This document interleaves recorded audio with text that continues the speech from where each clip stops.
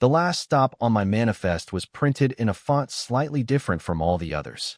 I noticed it the way you notice a tooth that's been pulled, not because of what's there, but because of the wrong kind of space where something used to be right.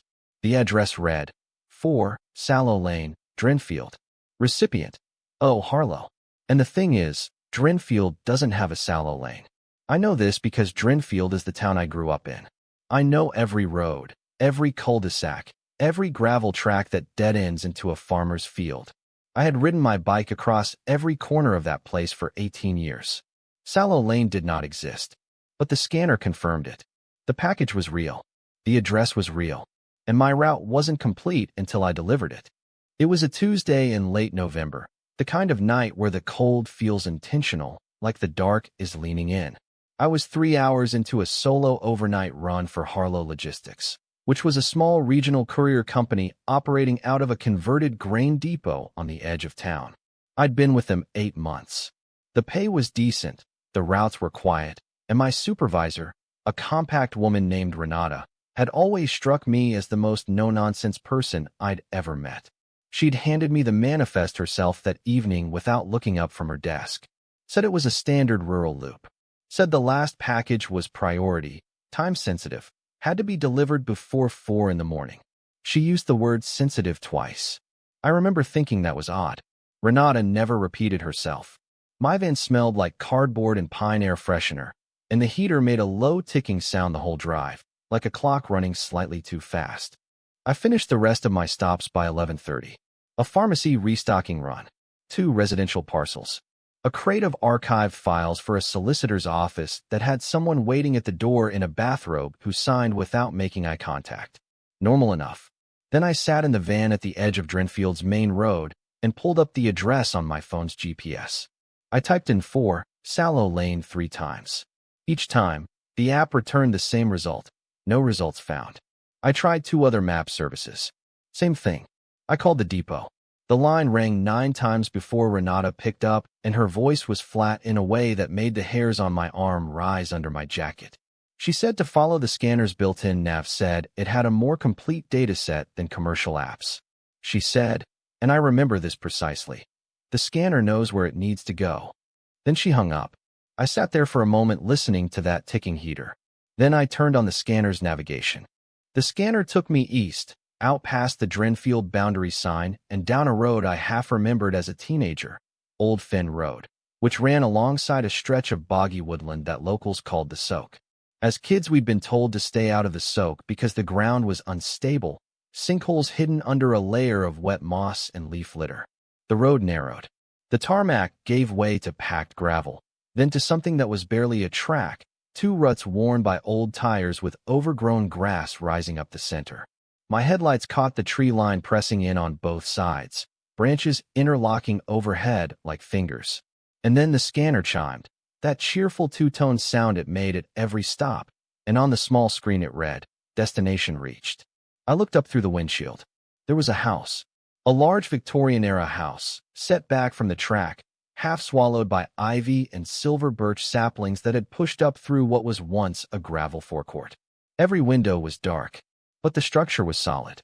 It had been lived in, relatively recently, by the look of the curtains still hanging in the ground floor windows. I sat in the van for longer than I should have. The rational part of my brain was running through explanations. New development not yet on public maps, a private road omitted from commercial datasets, a wealthy recluse who valued their privacy. All plausible. None of them felt right. What felt wrong, specifically, texturally wrong, was the smell when I cracked the window. The November air should have been all wet bark and cold mud. Instead, there was something faintly floral underneath it. Sweet and slightly rotted, like flowers left too long in a vase. I got out. I took the package, a long flat box roughly the size of a briefcase, lighter than I expected for its size. The label said, "Oh, Harlow. Handle with care." I noticed then that the box had no return address. Every package in our system had a return address. It was a compliance requirement. I'd never seen one missing before. I told myself I'd note it in the system when I got back. I walked toward the front door. The gravel didn't crunch under my boots the way gravel should. It shifted in near silence, like sand. I knocked. I waited. I knocked again, louder, and announced myself the way we were trained to. Harlow Logistics, delivery for Harlow. And my own voice sounded wrong out there, muffled and close, like the trees were absorbing it. The door opened before I finished the sentence. The man standing in the doorway was tall and very still. He was wearing clothes that were clean but old-fashioned in a way that was hard to place. High-collared shirt, dark waistcoat. His hair was white and very neat. He looked at me with an expression I can only describe as patient. Not surprised. Not pleased. Patient, the way you look at a clock when you already know what time it's going to show. He didn't speak. He simply looked at the box in my hands. I held out the scanner for a signature. He looked at it the way you might look at a child offering you a drawing. Then he reached out and took the box from me, gently, with both hands, and held it to his chest. His hands were very cold. I know this because his fingers briefly touched mine during the handoff, and the cold wasn't like outdoor cold. It was interior cold, the cold of a room that has been closed for a very long time. He looked up from the box and said one thing to me. He said, "Tell Renata that the account is settled." Then he stepped back and the door closed, and I was standing alone on that silent forecourt with an unsigned scanner and the fading smell of old flowers. I walked back to the van faster than I intended to. I didn't run. I want to be clear about that. I simply walked at a pace that was not entirely voluntary. I got in, I locked the doors, and I turned the van around on the narrow track with more difficulty than the drive-in had suggested, because I was not willing to reverse all the way back to the road. I drove back to the depot. I didn't call Renata. I didn't radio in the unsigned delivery. I drove in silence with the ticking heater, and I thought about the message he'd asked me to pass along. Tell Renata that the account is settled. Like they knew each other. Like there had been an arrangement. And the name. Oh, Harlow.